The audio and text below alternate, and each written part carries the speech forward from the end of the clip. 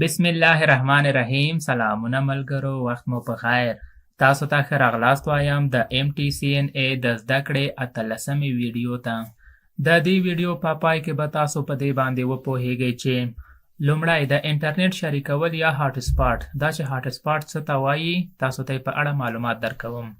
او دویم په کارونکو باندې د هاټ سپاټ بندول، دا چې څنګه مونږ د شبکې یا د مایکروټیک په کارونکو باندې هاټ سپاټ بندوو یا یې بلاک کوو، تاسو ته په اړه معلومات درکوم. نو هیله د ملګرو چې د دې ویډیو تر پایه را سره ملتیا وکړئ او دغه ویډیو تر پایه را سره وګورئ. همدارنګه زمونږ یوټیوب چینل در سره سبسکرایب او لایک کړئ ترڅو زما له راتلونکو اړینو او معلوماتي ویډیوګانو څخه برخمن شئ.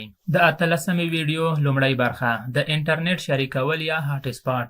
د انټرنیټ شریکول یا هاټ سپاټ یوه داسې تګلاره ده چې د شبکې وصل وسیلو ته د انټرنیټ د خپرولو وړتیا ورکوي. یعنی کله چې په شبکه کې یو وسیله وصل شي او انټرنیټ ته لاسرسی ولري، نو که چیرته هاټ سپاټ ورته مدیریت نشي کولای شي چې له نورو وسایلو سره انټرنیټ شریک کړي، چې له یو اړخ څخه دغه کړنه د شبکې په عملیو او چټکتیا اثر کوي او له بل اړخ څخه امنیتي ګواښ هم پیښولی شي. ځینې وخت په یوه شبکه کې داسې کړنې ترسره کیږي چې د شبکې وصل وسیلې یا کاروونکي خپل انټرنیټ له نورو سره شریکوي، یعنی د شبکې انټرنیټ له نورو ملګرو یا نورو وګړو سره شریکوي او د شبکې له انټرنیټ څخه په نورو برخو کې ګټه اخلي، چې دغه کړنه له یو لوري څخه د انټرنیټ چټکتیا کموي، یعنی په شبکه کې د انټرنیټ سرعت کموي، او له بل اړخ څخه کېدلی شي چې دغه امنیتي ستونزې هم رامنځته کړي، یعنی په شبکه باندې د حملې لارې اسانه او برابرې وګرځوي. د 18مې ویډیو دویمه برخه په کارونکو باندې د هاټ سپاټ بندول. په مایکروټیک راوټر کې مونږ کولای شو د شبکې په کارونکو یا وصل شویو وسایلو باندې د هاټ سپاټ ځانګړنه محدوده یا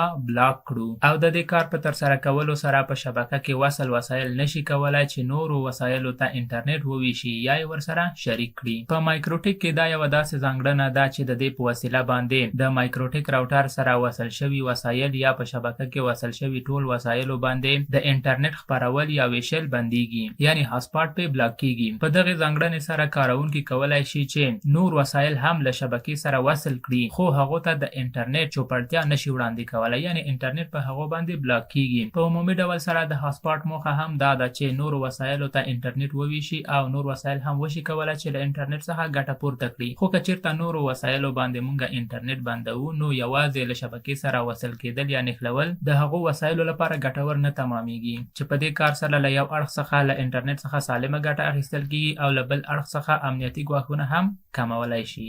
د دې لپاره چې د مایکروټیک راوټر په کارونکو باندې هاټ سپاټ بلاک کړو یا یې بند کړو، نو راځو مایکروټیک راوټر ته د وینباکس پروګرام په وسیله باندې لاګین کیږو. له دې وړاندې چې د هاټ سپاټ بلاکینګ ترسره کړو، نو راځو خپل کمپیوټر چک کوو چې د هاټ سپاټ برخه پکې فعاله ده او که غیر فعاله ده. لکه څنګه چې تاسو ګورئ، زما په کمپیوټر کې د سټانکزي وای فای په نوم باندې یو هاټ سپاټ ده چې له 1 څخه تر 8 پورې هم پاسورډ لري، او همدارنګه نیټ ور باندې هم چې ده اني اویلیبل ده، یعنی دا هم کولی شي چې په 2.4 باند باندې کار ترسره کړي او هم کولی شي چې په 5 باند باندې او دغه هاټ سپاټ پور کړي.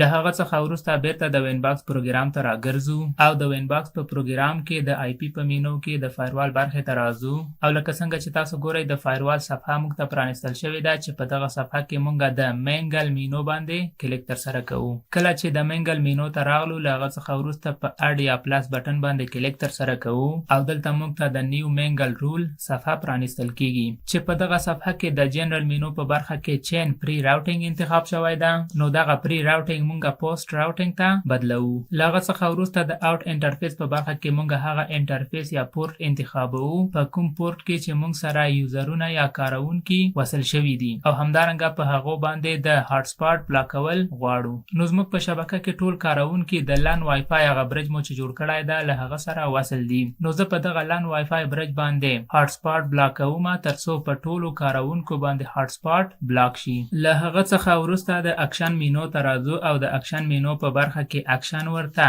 چینج TTL انتخابوو. کله مو چې اکشن ورته چینج TTL انتخاب کړ، له هغه څخه وروسته د نیو TTL په برخه کې 0 لیکل شوی ده. موږ دغه 0 1 ته تبدیلوو او وروسته له هغه څخه د کمنټ په برخه کې ورته بلاکینګ هاټ سپاټ فور آل یوزرز لیکو لغه څخه وروسته په اپلای بیا په اوکی بټن باندې کلیک تر سره کوو او په دې سره موږ وشوای کولای چې د خپل مایکروټیک راوټر لپاره په ټولو کاروونکو باندې هاسپاټ بلاک کو او په کاروونکو باندې د انټرنیټ له خپرولو څخه مخنیوي وکړو. اوس که چیرته زه راسم خپل کمپیوټر ته او هاسپاټ پکې آن کم یا یې چالانه کم نو په دې سره زمونږ ټلیفونونه وي یا هم که نور کمپیوټر وي کولای شي چې دغه هاسپاټ سره وصل شي خو انټرنیټ به ورته نه راځي یعنې له انټرنیټ څخه ګټه نشي پورته کولای چې په دې سره موږ وشوای کولای د خپل مایکروټیک راوټر هاسپاټ مدیریت کو او د انټرنیټ له خپرولو څخه مخنیوي تر سره کړو.